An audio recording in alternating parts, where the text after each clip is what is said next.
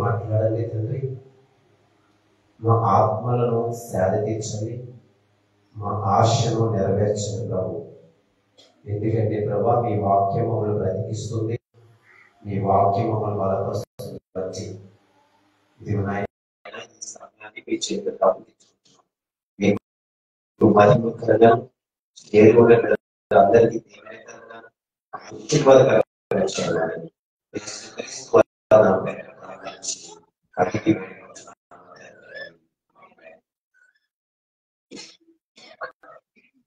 పరిశుద్ధ బైబిల్ గ్రంథంలో అపోస్తలులైన పౌలు వారు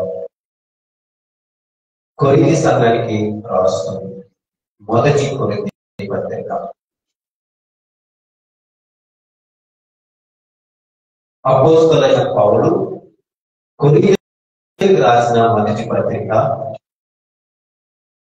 6వ అధ్యాయము 19-20 వచనాలు చదువుతాం. మీ దేహము దేవుని వలన మీకు అనుగ్రహింపబడి మీలో ఉన్న పరిశుద్ధాత్మకు ఆలయమై ఉన్నదని మీరు ఎరుగురా. మీరు మీ సొత్తు కాదు, విలువ పెట్టి కొనబడిన వారు కనుక మీ దేహముతో దేవుని మహిమపరచుడి. దేవునికి స్తోత్రం చేద్దాం. దేవునికి స్తోత్రం, దేవునికి స్తోత్రం.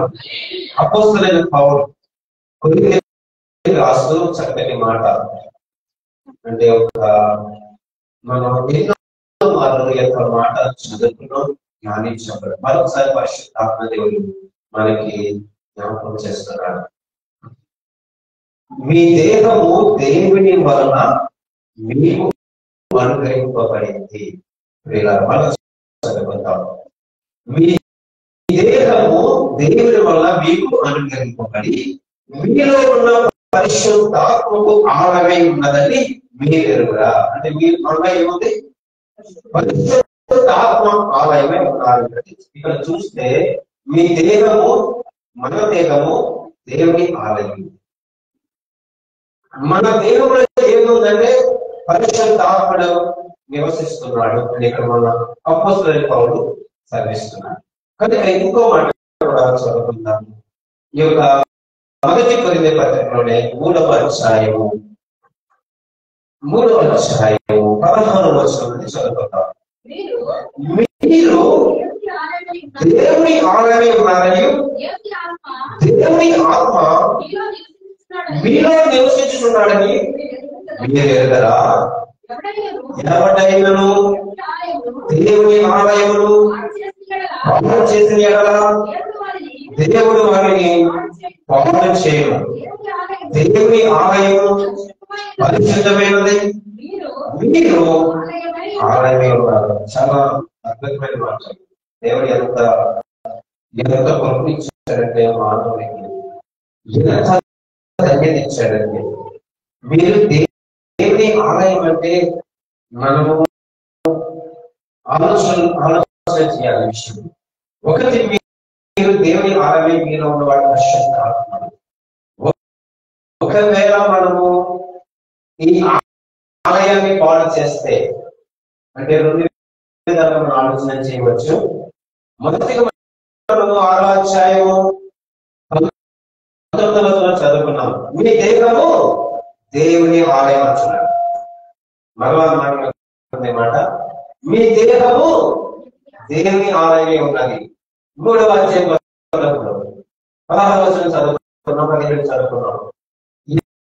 ఎవడైనాను దేహం పాడు చేస్తే, ఏంటి మాట తర్వాత అంటే ఇక్కడ చెప్పుకుంటాం, నీ దేహము దేవుని ఆలయం. ఒకవేళ నీ దేహాన్ని పాడు చేసుకుంటే, మరి అంటే ఆలోచన చేద్దాం. అంటే ఏమంటున్నాడంటే, నీ ఆలయం కదా, ఒకవేళ నువ్వు పాడు చేసుకుంటే దేవుడు ఏమంటున్నాడు, నేను పాడు చేస్తానంటున్నాడు. అంతే సింపుల్ గా అర్థం చేసుకోవాలి. అంటే ఇప్పుడు పరిశుద్ధాత్మ దేవుడు నీలో ఎప్పుడు నివాసం చేస్తాడు? పరిశుద్ధాత్ముడు నీలో ఎప్పుడు నివసింపజేస్తాడు, నివాస చెప్తాడు? పేతురు చెప్తాడు, ఒకడు పాప క్షమాపణ ఒప్పుకొని మనసు పొందుకొని యేసు నామములో బాప్తిసం పొంది రక్షణ తీసుకుంటూ ఎవరైతే ఉంటారో వారిలో పరిశుద్ధాత్మ దేవుడు నివాసం చేస్తారు. అంటే వరం వస్తుంది. ఇక్కడ రాదు. ఇప్పుడు నీ దేహం ఏమైంది? ఆలమయమైంది. నీ దేహం ఏమైంది? ఆలమయమైంది. ఇప్పుడు ఈ యొక్క ఆలయాన్ని పాడు చేస్తే దేవుడు ఏమన్నా స్వయంగా మాట్లాడుతున్నారు, నీ దేహాన్ని పాడు చేస్తాను. అంటే దేహం అంటే చాలా కళ్ళు ఉంటాయి, చాలా ఉంటాయి. మనం అర్థం చేసుకుంటే దేవుడిచ్చిన పరిశుద్ధమైన జీవితాన్ని పాడు చేసుకుంటే, దేవుడిచ్చిన చక్కని జీవితాన్ని పాడు చేసుకుంటే, ఇప్పుడు దేవుడు అంటున్నాడు కానీ దేవుడు చాలా పార్ట్స్ ఉంటాయి కదా, ఒక్కొక్కటి పాడైపోతుంది, ఒక్కొక్కటి పాడైపోతుంది. అంటే ఆలోచించేద్దాము మనం. ఇప్పుడు అపోస్తలుడైన పౌలు వారు సంఘానికి రాస్తూ వాళ్ళు ఏమనుకుంటున్నారు అంటే ఒక రెండు వర్గాలుగా వారు ఉంటున్నారు, శరీరానుసారులు, ఆత్మానుసారులు. కాబట్టి శరీరానుసారులు, ఆత్మానుసారులు ఇద్దరు మనం చూస్తున్నాం. ఈ లోకంలో చూస్తే దేవుడికి సమీపంగా జీవించిన వారు, దేవుడికి దూరంగా జీవించిన వారు రెండు వర్గాలు ఉన్నాయి, రెండు బృందాలు ఉన్నాయి. ఒకటి ఆత్మానుసారులు, రెండు శరీరానుసారులు. ఇక్కడ మనం ఆలోచించాలి, ప్రతి మనిషికి ఆత్మ, ప్రాణము, దేహము. ఆత్మ, శరీరము, ప్రాణం. ఇప్పుడు దేవుడు ఎందుకు చెప్పుకున్నామంటే దేహం అంటే ఏ పాట తీసుకోవచ్చు. ఇప్పుడు మొత్తానికి ఈ శరీరము అమెరికా, ఈ దేహానికి అమెరికా. ఓకే, ఇప్పుడు చూస్తే ఆత్మ, శరీరము, ప్రాణము. ఇప్పుడు మనం శరీరం తీసుకుంటాం. శరీరము నువ్వు చక్కగా పోషించుకుంటావు, చక్కగా దాన్ని చెప్పాలంటే నీ అదుపులో తీసుకుంటావు. ఇక్కడ ఏం చెప్తున్నాడు? శరీరానుసారులు అన్న మాట ఎందుకు వచ్చిందంటే, ఒక శరీరానుసారంలో జీవిస్తే ఇప్పుడు అంటాడు భక్తులు, శరీరము నిష్ప్రయోజనము అంటే దానికి అర్థం ఏంటి? శరీరము నిష్ప్రయోజనము. చనిపోయిన తర్వాత ఏమవుతుంది? మనం చనిపోయిన తర్వాత నిష్ప్రయోజనం అవుతుంది కదా.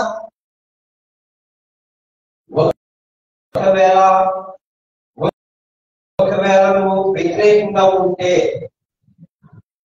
ఇప్పుడు అందుకే దేవుడు అంటున్నాడు, నీ దేవుని ఆరాధించు, ఆత్మతోను సత్యముతోను నువ్వు దేవుని ఏం చేయాలి? ఆరాధించాలి. ఇప్పుడు రెండుసార్లు చెప్పుకున్నాం కదా, రెండు వర్గాలు, రెండు బృందాలను చెప్పుకున్నాం. ఆత్మానుసారులు, శరీరానుసారులు. ఎలా ఉంటారు? ఎలా జీవిస్తారు వారు? ఎలా బ్రతుకుతున్నారు? చూస్తే మనం ఇప్పుడు ఆత్మ గురించి మనం మాట్లాడుకుందాం. మొదటిగా ఆత్మ, దానికి వ్యతిరేకమైన మాట ఏంటంటే దురాత్మ. మళ్ళా చెప్తున్నాను, ఆత్మ దానికి వ్యతిరేకమైనది దురాత్మ. అంటే పరిశుద్ధాత్మ, దురాత్మ, పరిశుద్ధాత్మ, దురాత్మ. ఏ పని చేస్తుంది నీలో? ఏ పని చేస్తున్నా? ఒకవేళ పరిశుద్ధాత్మ పని చేయాలంటే ఇప్పుడు మనం ఒక చెట్టు కింద మనం వర్ణించుకుందాం, ఒక వృక్షము చెట్లు మనం వర్ణించుకుందాం. చెట్టుకి ఏం కావాలి? గాలి కావాలి, ఆక్సిజన్ కావాలి, నీరు కావాలి కదా, ఎరువు కావాలి కదా.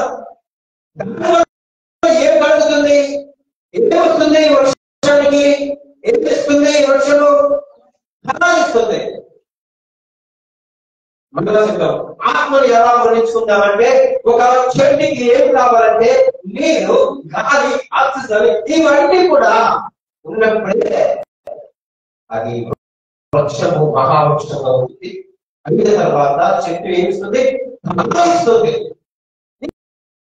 పరిశుద్ధాత్మ నీలో ఉన్నప్పుడు నువ్వు ఫలము కొరకే నీకేం కావాలి?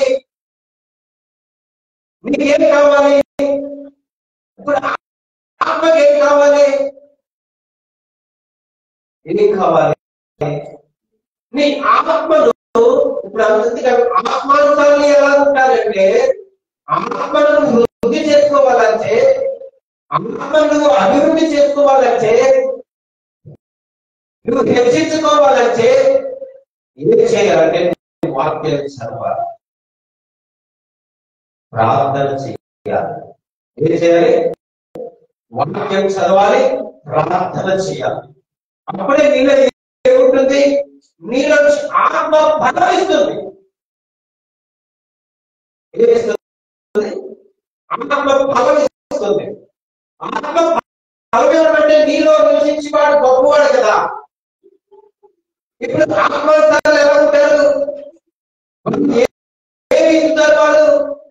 ఇప్పుడు శరీరాలు ఏమి ఇస్తున్నారు? ఇప్పుడు మన పాల దగ్గరికి వెళ్ళిపోవడం ఎక్కడికి తెలుసా? గలతీయులకు రాసిన పత్రిక 5వ అధ్యాయం. అంటే నీలో వాక్యము వినబడితే, ప్రార్థన నీలో కొనసాగితే, ఇప్పుడు నీలో చేయవస్తుంది, ఫలం వస్తుంది. చెట్టుకి నీరు ఎలాగ అవసరమో, గాలి ఎలాగ అవసరమో, నీ ఆత్మకు నీకును వాక్యం చదవాలి, ప్రార్థన చేయాలి. అప్పుడే నీలో చేయవస్తుంది, ఆత్మ వస్తుంది. ఇప్పుడు ఆత్మ బలపడుతుంది కాబట్టి అప్పుడు నీలో చేయవలసింది ఫలం వస్తుంది. ఏంటి ఫలము? ప్రేమ, సంతోషం, సమాధానం, దయాలత్వం, దీర్ఘశాంతం, ఆశానిగ్రహం, విశ్వాసం. ఎన్నొచ్చినది? ఇది రావాలంటే నువ్వేం చేయాలి? ఆత్మని ఏం చేయాలి? నీ దేవునితో ఏం చేయాలి?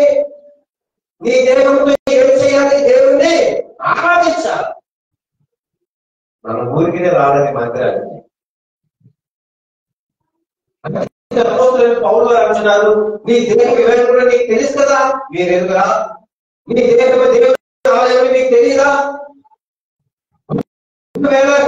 దేవుని ఆలయం పాడు చేస్తాడు, నీ పాడు చేస్తాను అంటున్నాడు. దేవుడు నీకు తెలియదా? అందుకే మనం పరిశుద్ధాత్మ దురాత్మ యొక్క కార్యం మనం గమనించాలి. గలతీయులకు రాసిన పత్రిక 5వ అధ్యాయం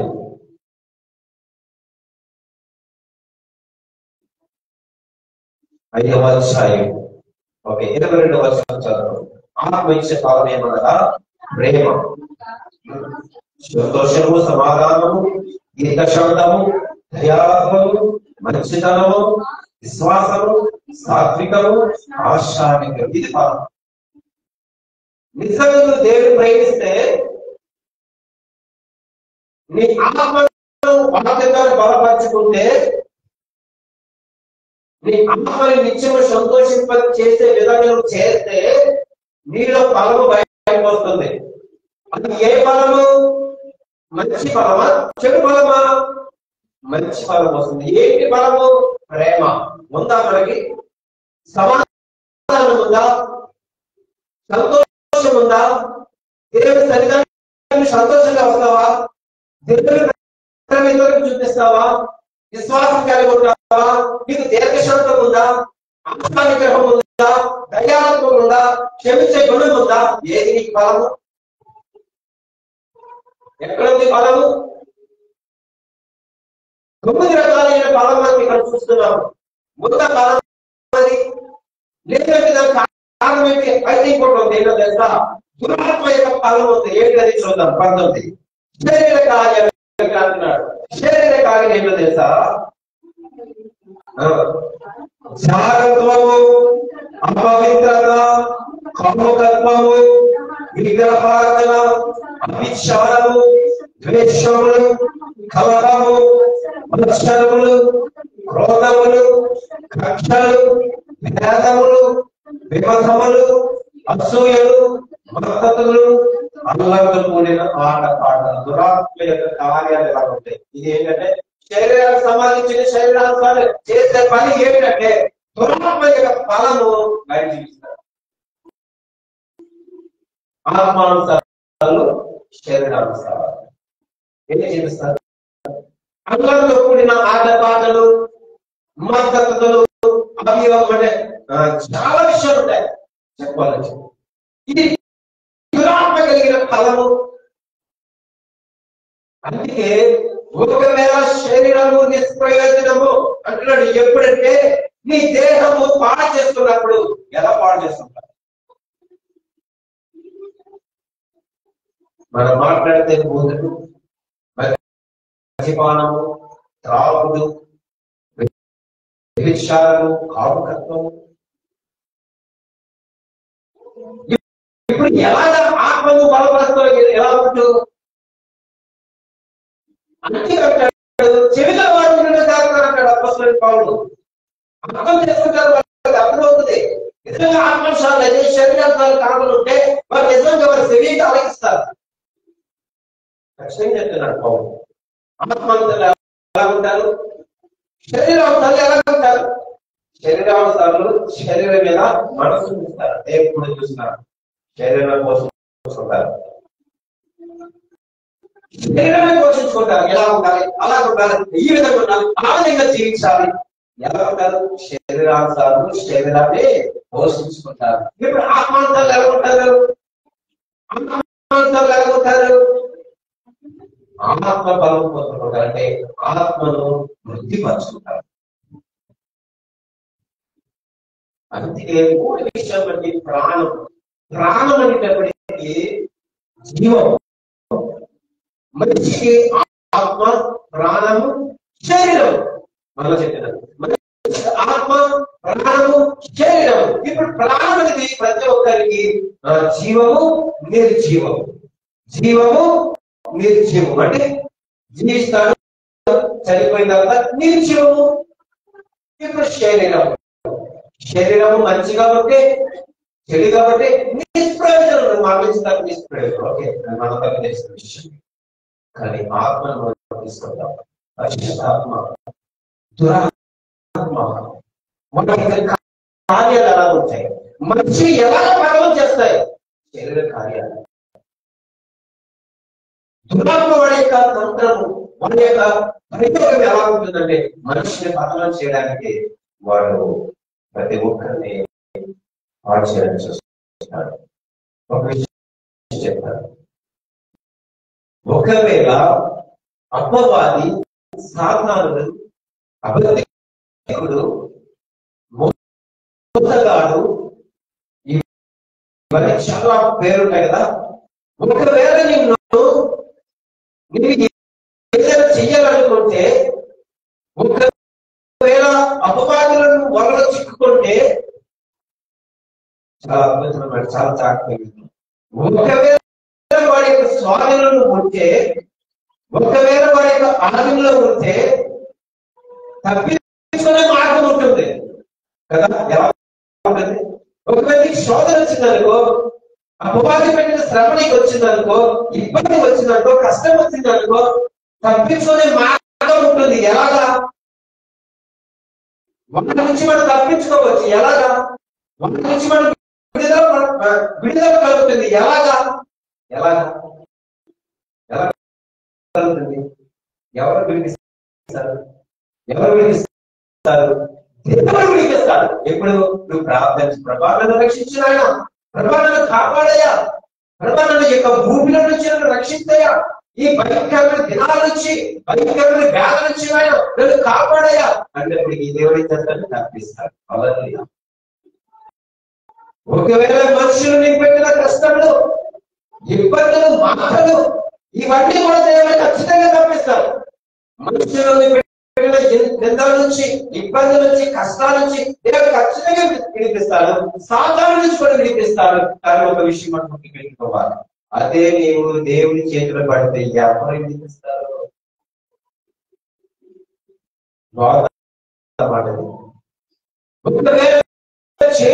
దేవుడి చేతుల్లో పడితే ఎవరు నేను విడిపిస్తారు?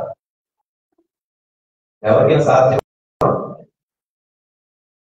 దేవుడికి వ్యతిరేకంగా, దేవుడికి ఇష్టంగా దేవుడికి శత్రువుగా మనం జీవించాలని దేవుడి చేతిలో పడితే నువ్వు బయటికి రాగలవా? ఎవరు విడిపించగలరు? జీవాధిపతి అయినా సృష్టించిన దేవుడు, నీకు నన్ను కలిగేసిన దేవుడు, ఆయన చేతులు నువ్వు పడితే ఎప్పటికైనా వస్తావా బయటికి? ఎవరైనా రాగలరా బయటికి? అందుకే అంటున్నాడు ఇక్కడ, నీ దేహము దేవుని ఆలయము నీకు తెలీదా? ఎందుకు నీ దేహాన్ని పాడు చేసుకుంటున్నావు? నీకు తెలీదా నీ దేహము దేవుని ఆలయం ఉన్నది? నీళ్ళు పరిశుద్ధాత్ముడు నివాసం చేస్తున్నాడు. నీకు ఎదుగురా? సంఘానికి చెప్తున్నాడు, సంఘానికి కాదని మనం కూడా చెప్తున్నాడు పరిశుద్ధాత్ముడు. నీ దేహం ఏమనుకుంటున్నావు? పాడు చేసుకుంటున్నావా? ఒకవేళ ఆయన పాడు చేస్తే మనల్ని, మన దేహాన్ని పాడు చేస్తే అంటే ఆలోచించేద్దాం. దేహాలు అంటే చాలా ఉంటాయి చెప్పారంటే, చాలా పార్ట్స్ ఉన్నాయి మనం దైవం చెప్తాం. కానీ చెప్తున్నాడంటే ఇక్కడ ఆత్మ, పరిశుద్ధాత్మ, దురాత్మ, జీవము, నిర్జీవము, శరీరము, నిష్ప్రయోజనము, ఇంకోటి ప్రయోజనం. ఎప్పుడు ప్రయోజనం కలుగుతుంది? ఎప్పుడు ప్రయోజనం కలుగుతుంది? ప్రయోజనం ఏంటంటే చూస్తే ఏసయ్య బాప్తిసం పొందుకుంటాడు. జాగ్రత్తగా ఏసయ్య బాప్తిసం పొందుతున్నప్పుడు యువతలో ఆకాశం నుండి దేవుడు మాట వినిపిస్తుంది, ఈయన మా ప్రియకుమారుడు అంటాడు. ఇప్పుడు పరిశుద్ధాత్ముడు పొందమాట శరీరాకారముతో, జాగ్రత్తగా ఉందన్నమాట. ఏసయ్య బాప్తిసం పొందుకున్నప్పుడు తండ్రి అయిన దేవుడు ఏమంటాడంటే, ఇన్ని యందు నేను ఆనందించిన నా ప్రియకుమారుడు, ఇన్ని యందు నేను ఆనందించుచున్నాను. ఇప్పుడు పరిశుద్ధాత్మ దేవుడు శరీరాకారంతో పౌరు వెళ్ళే దిగిపడుచుట చదువుతాం. ఇక్కడ చదవాలి. శరీరము ప్రయోజనము, నిష్ప్రయోజనం. ఎప్పుడు చేసుకుంటాం తెలుసా? నీ దేహాన్ని పాడు చేస్తున్నప్పుడే నీ శరీరం ఏమవుతుంది? నిష్ప్రయోజనం అవుతుంది. అంటే మీరు అర్థం చేసుకుంటున్నారంటున్నా ఈ మాట. పాడు చేయాలి, ఎక్కడ ఉంటుంది నీ శరీరం? ఇంకా ఏమవుతుంది? ఇప్పుడు అర్థమవుతుంది అనుకుంటున్నా ఈ మాట. నీ దేహాన్ని పాడైపోయినప్పుడు నీ శరీరం ఏమవుతుంది? నిష్ప్రయోజనం అవుతుంది. ప్రతి మనిషిలో ఉండేది ఆత్మ, శరీరం. ఆత్మ, శరీరం, ప్రాణం. ఎప్పుడు కూడా ఆత్మకి, శరీరానికి ఎప్పుడు కూడా ఏం జరుగుతుంది? యుద్ధము జరుగుతుంది, పోరాటం జరుగుతుంది. శరీరానికి, ఆత్మకి. ఆత్మ ఏం చెప్తుందంటే దేవుని వైపు చూడమని చెప్తుంది. శరీరం ఏం చూపిస్తుందంటే లోకం వైపు చూపిస్తుంది. ఈ మాట మనం జాగ్రత్తగా విందాం. ఆత్మ దేవుని వైపు చూపిస్తుంది. ఏం చూపిస్తుంది? దేవుని మహిమపరచాలని. ఎలా మహిమపరచాలి? నీ దేవునితో దేవుని మహిమపరచు అంటే అభివర్ధన మనకి ఏం చేస్తారు? ప్రార్థన. రెండు చేతులు ఎత్తుతారు కదా. నీ దేహంతో దేవుడు ఆలయం అన్నాడు. ఎవరు మహిమపరచాలి? నీ దేహంతో ఇవి రెండు చేతులు ఎత్తి దేవుడికి స్తోత్రం చెప్తావు. హల్లెలూయా. నీ కళ్ళు ఏం చేస్తాయి? నీవు కళ్ళు ప్రార్థన చేస్తావు. నీ పెదవులతో దేవుడిని స్తుతిస్తావు. నీ కాళ్ళతో దేవుడికి ఏం చేస్తావు? మోకరిస్తావు. నువ్వేం చేస్తావు? దేవుడికి పాటలు పాడుతావు. నీ దేహంతో ఏం చేస్తున్నావు? దేవుడి మహిమపరుస్తున్నావు.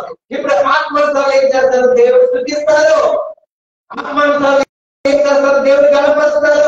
దేవుడికి ప్రార్థన చేస్తారు. దేవుడికి స్తుతియాగం చేస్తారు. ఇప్పుడు శరీరానుసారం ఏం చేస్తారు?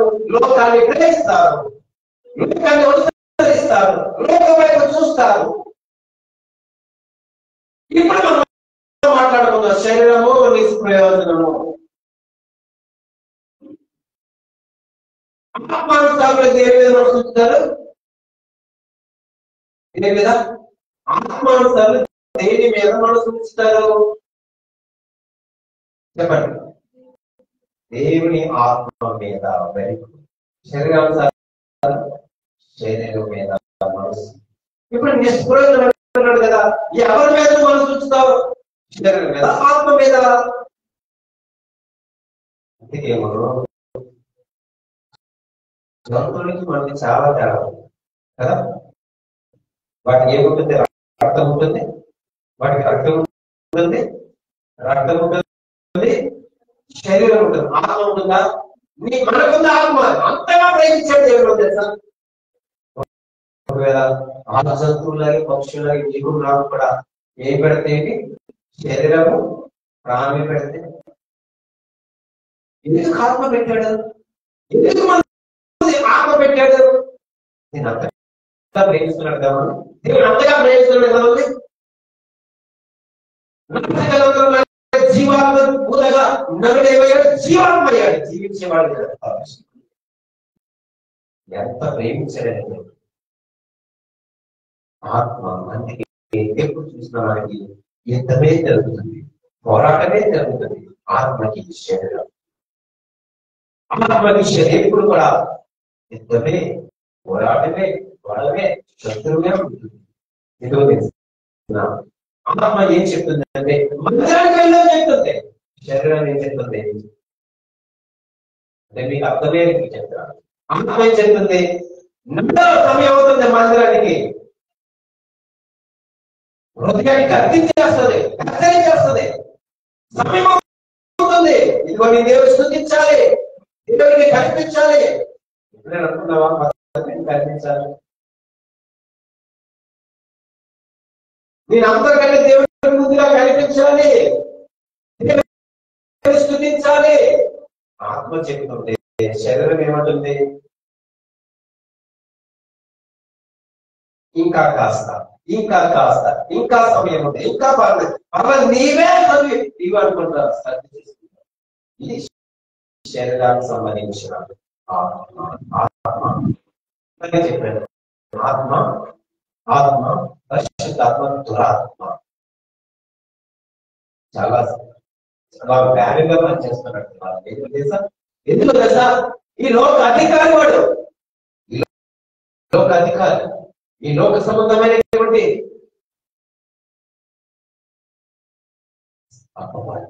కనుక శరీరాన్ని పోషించుకుంటే ఎంతకాలం పోషించుకుంటావు? ఎంతకాలం శరీరాన్ని ఎంతకాలం పోషించుకుంటావు? 75 సంవత్సరాలు వచ్చిన తర్వాత కూడా మర్చిపోతాం. ఏంటి నీ కాసులన్నీ అన్ని కూడా రాసులన్నీ కూడా మర్చిపోతాం. కానీ మనం ఆలోచించాలి పేసమ్మా.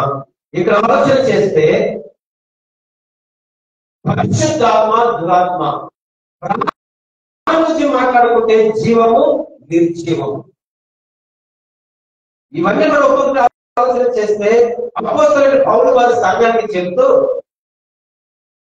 దేవుని ఆలోచన ఏమనుకుంటున్నారు? మీరు ఏ విధంగా మీరు ఆలోచన చేస్తున్నారు? ఏమనుకుంటున్నారు? తెలుసు కదా, లేఖనాలు తెలీదా? మీ దేహము దేవుని ఆలయమే ఉన్నదని. ఎంత మంచి మాట!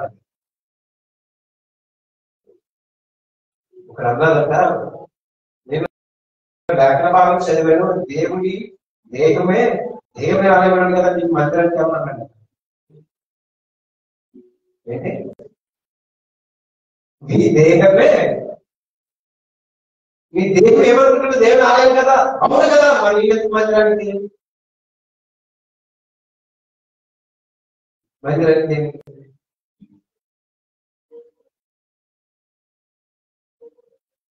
ఆలోచన పడ్డా కదా.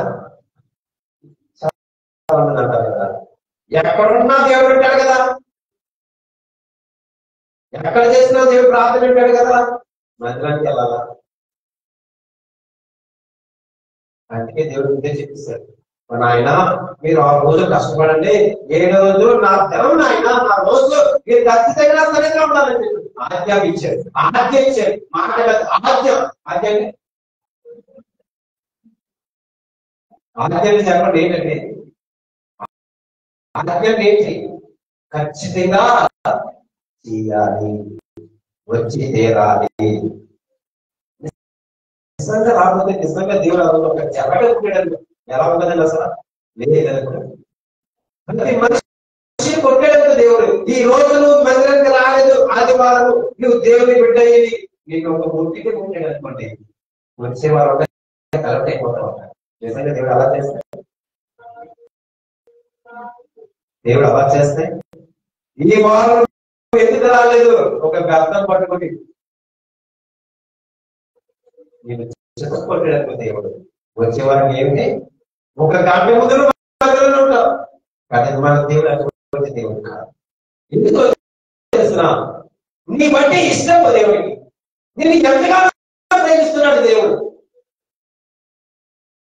నీ సమస్యలు చూసి, నీ కష్టాలు చూసి ఎప్పుడు ఇష్టపడే దేవుడు కాదు. ఆయన సంతోషించే దేవుడు కాదు, బాధపడే దేవుడు. ఎందుకు తెలుసా?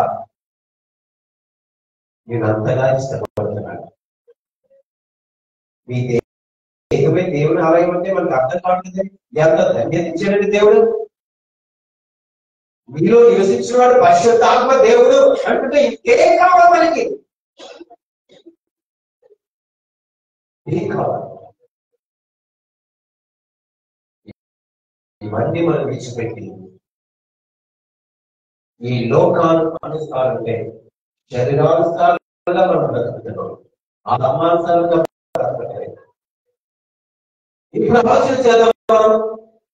ఒకవేళ ఆత్మను వృద్ధిపరచుకుంటే, ఆత్మను సంతోషిస్తే కనుక నిజంగా నువ్వు దేవుని భయభక్తి కలిగి దేవుని హృదయపూర్వకంగా స్తుతిస్తే, ఆరాధన చేస్తే పరిశుద్ధాత్మ దేవుడు ఊరికనే కూర్చోడు. నేను ఏం చేస్తాను తెలుసా? పరిగెత్తిస్తాడు. ఏం చేస్తాడు? మంచి కార్యం చేయడానికి నిన్ను పరిగెత్తిస్తాడు. నీ ఆత్మ ఊరికని నిల్చొని ఉండదు.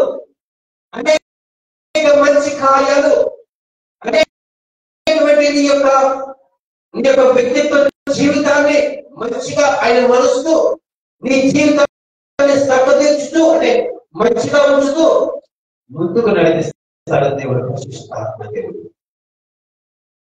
ఆ యొక్క ఆశ నా ప్రియ బిడ్డలు ఆత్మానుసారులుగా ఉండాలి, శరీరానుసారులుగా ఉండకూడదు. శరీరాన్ని అనుసరించే వారు ఉండకూడదు, ఈ లోకాన్ని అనుసరించే వారుగా ఉండకూడదు.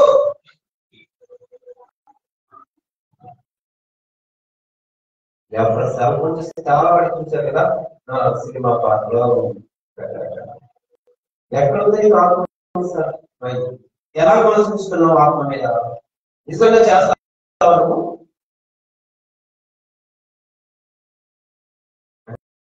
అంటే మనకి ఎలా ఉందంటే మన జీవితాలు, మన బ్రతుకులు ఎలా ఉన్నాయంటే ఆదివారమే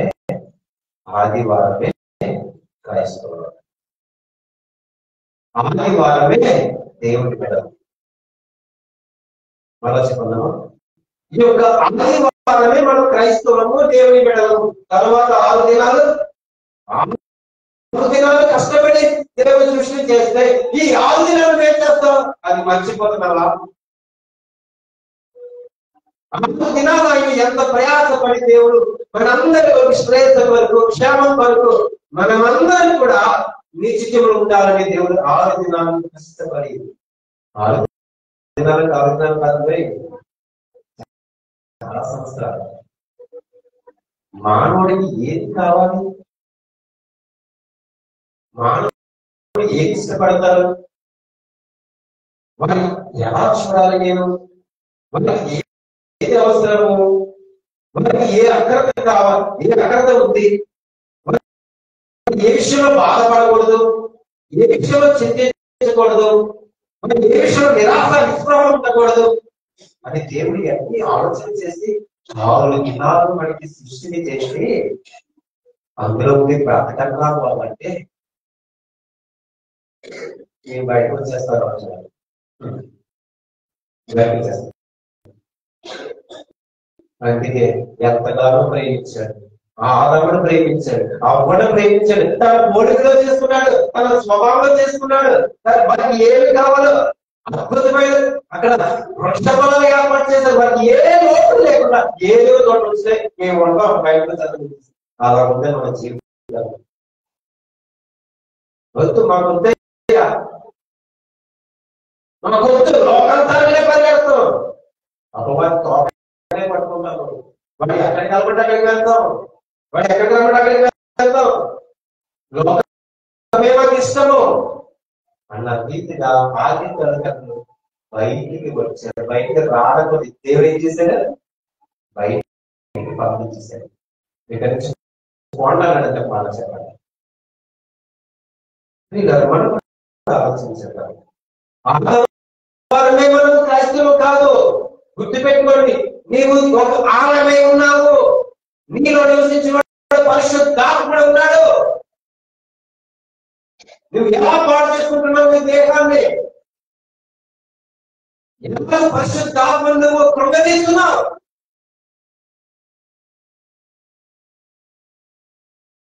ఆత్మ నిజమే కదా, ఎలా తెలుస్తుంది మీకు?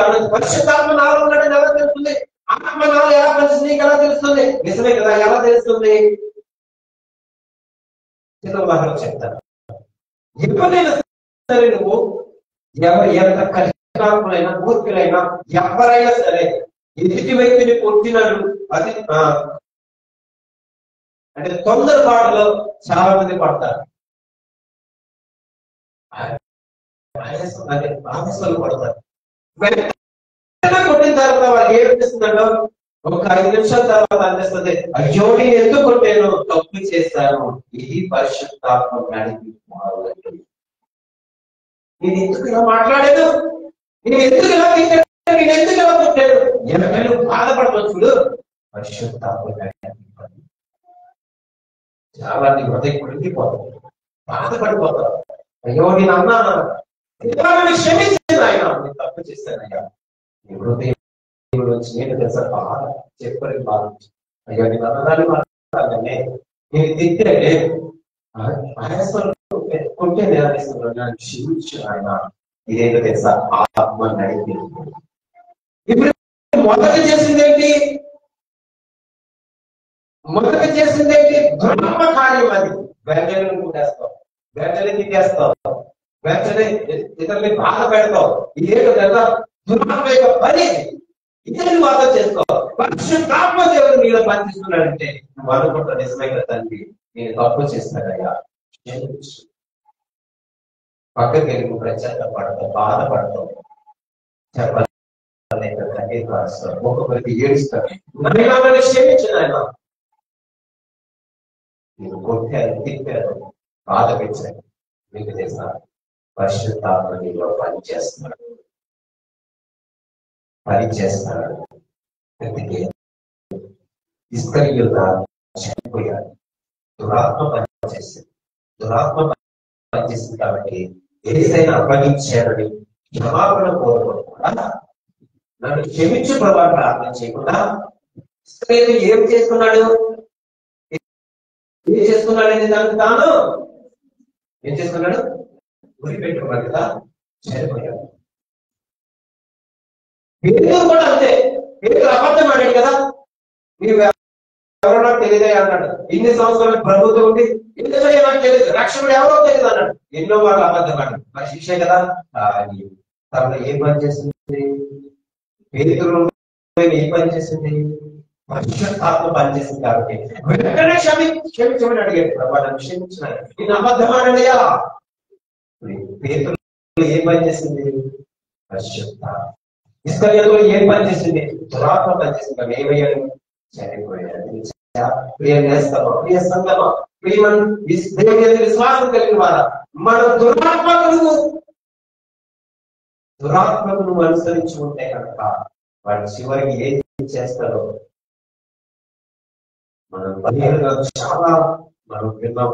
భక్తుల జీవితాలు కొంతమంది వ్యతిరేకులు విషయాలు వాళ్ళు దురాత్మ ఏం చేస్తాడంటే మనిషిని మరణానికి కోరుకుంటాడు. దేవుడు ఏం కోరుకుంటాడంటే పాపం చేసిన తప్పు చేసిన క్షమాపణ పడుకుందని క్షమించే మనసు ప్రభుత్వందని ఆయన క్షమించే సిద్ధ మనసుల దేవుడు అని తెలుసుకుంటారు. ఎవరు తెలుసా? పరిశుద్ధాత్మ నడిపించేవారు, ఆత్మ ప్రేమించేవారు. ఈనాటి దినాన ఈ రోజు నువ్వు మందిరానికి వచ్చావు, ఒక విషయం తెలుసుకున్నావు, నీ దేహమే నా దేహము దేవుని ఆలయం అన్నాడు. నాలో పనిచేస్తున్నాడు, పరిశుద్ధాత్మ ఉన్నాడు. అంటే మనం అనుకుంటాం కదా, నేను చదువుతున్నానంటే నాకు నా జ్ఞానం అనుకుంటాం, నాకున్న బలం అనుకుంటాం, నాకున్న టాలెంట్ అనుకుంటాం. ఇదేం తెలుసా? మీకు పరిశుద్ధాత్మ నడిపించుకుంటే ఆయన ఆలోచన చెప్తాడు, ఆలోచన చేస్తే మనసు ఇస్తాడు. మంచి మాటలు కనుక ప్రియబిడ్డలారా మన ఆలోచన కలిగిద్దాం. ఈ రోజు అపోస్తలుడైన పౌలు కొన్ని సందర్భాలు రాస్తూ ఆలయం గురించి మాట్లాడుతున్నాడు. ఆలయం గురించి మాట్లాడుతున్నాడు. అదే మనిషిని వర్ణిస్తూ ఈ దేహమే దేవుని ఆలయం. మీకు తెలియదా? అయితే వినండి, మీకు తెలుసు ఒక వ్యక్తి తెలుసుకోండి. ఇప్పుడేదో తెలుసుకోండి, మీ దేహము దేవుని ఆలయమే ఉంది. జరగక ఒకవేళ దాన్ని పాడు చేస్తే దేవుడు మీ దేహాన్ని పాడు చేస్తాడు. రెండమాట ఇప్పుడు తెలియదు అన్నారు కదా, అయితే మరొక చెప్తాను వినండి. మీకు తెలియదు కదా అని చెప్తున్నారు. మీ దేహము దేవుని ఆలయం, ఒకవేళ దాన్ని పాడు చేస్తే దేవుడు మిమ్మల్ని పాడు చేస్తాడు. కనుక మనం జాగ్రత్తగా అవుతాం, ఆత్మానుసారంగా అవుతాం, శరీరానుసారంగా అవుతాం, శరీరాన్ని అనుసరించే విధంగా అవుతాం. ఈ లోకాధికారాన్ని మనం అనుసరించవద్దు. వాడి దుష్టుడు చెప్పాలంటే తిరుగుబాటుదారుడు, అబద్ధికుడు, మోసగాడు, ఇవన్నీ కలిగినటువంటి దురాత్మ కలిగినటువంటి అపవాది. వాడి చిక్కుల్లో మనం పడగలుగుతాం. దేవుడి వైపు చూస్తాం, ఆత్మానుసారంగా బ్రతుకుతాం. ఆత్మానుసారంగా ఆత్మ మీద మనసు దగ్గర మనం మంచి మనసుగా మనం అనుకుందాం. వాటి మీద మనసు ఉంచుతాం. దేవుడు ఖచ్చితంగా చూస్తాం. ఒకవేళ పొందుకుంటే నీళ్ళు నుంచి పాలన వస్తుంది, అద్భుతమైన పాలన వస్తుంది. అది చూసి అనేకులు నీ వైపు చూస్తారు, అనేకులు నీ కుటుంబం వైపు చూస్తారు. అప్పుడు ఎంత మంచి వాడు, నిజమైన దేవుడు వీరి కుటుంబమే ఈ బిడ్డ వారికి ఎంతో మంది మన వైపు చూస్తారు. ఎక్కువ తెస్తారు. ఈలో ఫలం ఉంది, ఏదో తెస్తా ఫలం, ప్రేమ, సంతోషం, సమాధానం, దయా, మంచితనం, విశ్వాసం, ఆశానిగ్రహం ఎన్నున్నాయి. ఇవన్నీ మీరు కలిగి వచ్చి ఇది కలిగి ఉండాలంటే మనం ఎలా ఉండాలి? ఆత్మానుసారంగా ఉండాలి. మనం ఆత్మను ఏం చేసుకోవాలి? వృద్ధిపరచుకోవాలి. అది వృద్ధిపరచుకోవాలంటే ఏం చేయాలి? ఆత్మను సంతోషంగా ఉండాలంటే నువ్వేం చేయాలంటే దేవుడికి ఎక్కువ ప్రార్థించాలి. నీ దేవుడిని ఆరాధించాలి. సత్యముతో ఆనందంతో దేవుడిని ఏం చేయాలి? ఆరాధన చేయాలి. అప్పుడే అద్భుతించాలి. అప్పుడు నీలో ఉన్న సంతోషం చాలా విస్తారంగా ఉంటుంది. అద్భుతాలు జరుగుతాయి. ఖచ్చితంగా చేస్తాడు. దయచేసి మనం శరీరానుసారంగా ఉండద్దు, ఆత్మానుసారంగా ఖచ్చితంగా ఇవి చేసిన ప్రార్థన, ఇవి చేసిన వినకము, ఇవి పెట్టుకున్న వర ఖచ్చితంగా ఆలకించి నిన్ను నీ కుటుంబాన్ని ఆశీర్వదిస్తారు. తదుపరి దీవిస్తారు. పరిశుద్ధ వాక్యం దీవించి ప్రార్థన చేస్తున్నా. దయచేసి అందరూ మహాపరిషుద్ధులు గొప్ప దేవుని తండ్రి యొక్క ఆరాధనలు, యొక్క అద్భుతమైన వర్తమానంలో ప్రభావం అందరితో మాట్లాడారు. దివ్యమైన వర్తమానం మాకు అందించారు తండ్రి. ఈ అంశంలో తండ్రి ఆత్మానుసారులు, శరీరానుసారులు ఎలా ఉంటారు, ఆత్మానుసారులు ఎలా ఉంటారు మాకు నేర్పించారు. మేము విన్నాము, విడి విడిచిపెట్టుకోకుండా తండ్రి దాన్ని సద్వినియోగం చేసుకునే కృపను మా ప్రియబిడ్డలకి అందరికీ దయచేయండి. మా తండ్రి నీకు స్తోత్రాలు.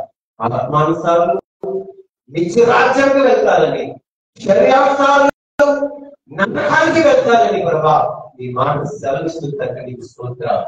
ఇదిగో నాయనా నీ దేహమే దేవుని ఆలయమంచు మీలో నివసించిన పరిశుద్ధాత్ముడని నడిపిస్తున్న గొప్ప దేవుడు అని, ఇదిగో ఈ లోకంలో ఉన్నవాడి కంటే మీలో ఉన్నవాడు గొప్పవాడని ఎన్నో మాటలు మమ్మల్ని నేర్పిస్తూ వినిపిస్తూ మా హృదయాన్ని బలపరుస్తున్నది నీకు వందనాలయ్యా, స్తోత్రాలు.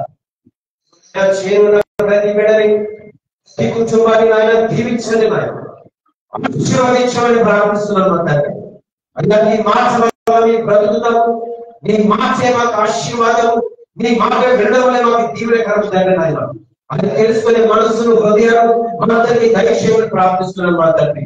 నీ వాక్యం మమ్మల్ని ప్రార్థిస్తుంది కావచ్చు, నీ వాక్యానుసారంగా ఆత్మానుసారంగా జీవించే మనస్సులు జీవితాలు మాకు అనుగ్రహిస్తాయి. నీకు వందనాలు, స్తోత్రాలు. ఈ మందిరానికి వచ్చిన ప్రతి బిడ్డని ప్రతి కుటుంబాన్ని దీవించిన ఆయన ఆశీర్వదించి మనం అనుసరిస్తున్నాం. అలాగే ఆన్లైన్ ద్వారా ఎవరైతే వీక్షిస్తున్నారో వారి కుటుంబాన్ని కూడా గిద్దామలా దీవించిన ఆయన వారిని కూడా దీవెనకరంగా ఆశీర్వాదకరంగా ఉంచమని ప్రార్థిస్తున్నాను మా తండ్రికి స్తోత్రాలు. ఈ సమయాన్ని ప్రత్యేకించి కృతజ్ఞతాస్తుతులను చెల్లించుకుంటూ యేసుక్రీస్తు వారి నామమున ప్రార్థించి అడిగి వేడుకొంచున్నాను ప్రియమైన పరమ తండ్రి. ఆమేన్. తండ్రి, కుమారుడు, పరిశుద్ధాత్మ దేవుని దీవెన ఆశీర్వాదం ఇప్పుడు ఎల్లప్పుడూ సదాకాలం ఈ ఆరాధనకు వచ్చిన ప్రతి బిడ్డ వారి కుటుంబాలు, అదే రీతిగా ఆన్లైన్ ద్వారా ఎవరైతే వీక్షించారో వారిని వారి కుటుంబాలను దేవుడు బహుగా దీవించి ఆశ్చర్యంగా ఆశీర్వదించుగాక.